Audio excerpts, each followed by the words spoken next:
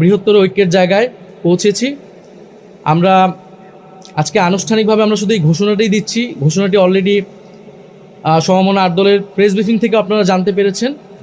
আমরা আগামীকাল আমাদের যে প্রার্থীর বিষয়টা আছে সেটা আমরা চূড়ান্তভাবে আপনারা ঘোষণা দিব এবং সমঝোতায় আমাদের যে প্রার্থী তারাই নমিনেশন ফর্ম জমা দিবেন এবং সারা বাংলাদেশে আমরা একত্র নির্বাচনে অংশগ্রহণ করব এবং জাতীয় নাগরিক পার্টি এবং তাদের সহযোগী সংগঠন গণভোটের পক্ষে ক্যাম্পেইন করবে এবং যেখানে আমাদের প্রার্থী থাকবে না সেখানে অন্য যারা প্রার্থী থাকবেন এই সমঝোতা তাদেরকে সহায়তা করবেন, তাদের পক্ষে ক্যাম্পেইন করবে।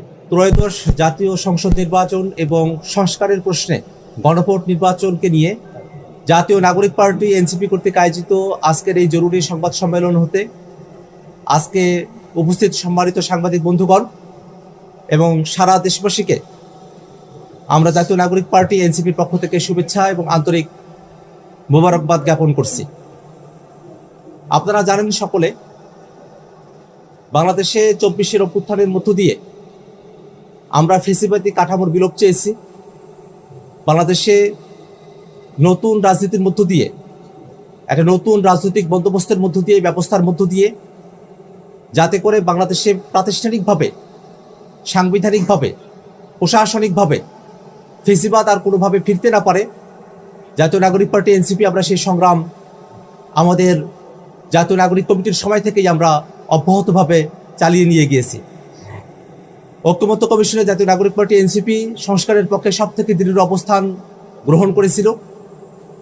আমরা এই বাংলাদেশে ফ্যাসিবাদী কাঠামো আর দেখতে চাই না। এই বাংলাদেশ রাষ্ট্রটিকে নতুন করে সাজানোর জন্য, এই বাংলাদেশ রাষ্ট্রটিকে দুর্নীতিমুক্তভাবে, বাংলাদেশের সকল প্রতিষ্ঠানকে দাঁড় করিয়ে বাংলাদেশের মানুষের নাগরিক অধিকার এবং মানবিক মর্যাদা প্রতিষ্ঠার যে রাজনীতি, সেই রাজনীতির সাথে আমরা নিজেদেরকে সম্পৃক্ত রেখে বাংলাদেশ বিনির্মাণে আমরা নেতৃত্ব দিতে চাই। সামনে ত্রয়োদশ জাতীয় সংসদ নির্বাচন অনুষ্ঠিত হবে। পাশাপাশি সংস্কারের প্রশ্নে, জুলাই সনদের প্রশ্নে গণভোট অনুষ্ঠিত হবে।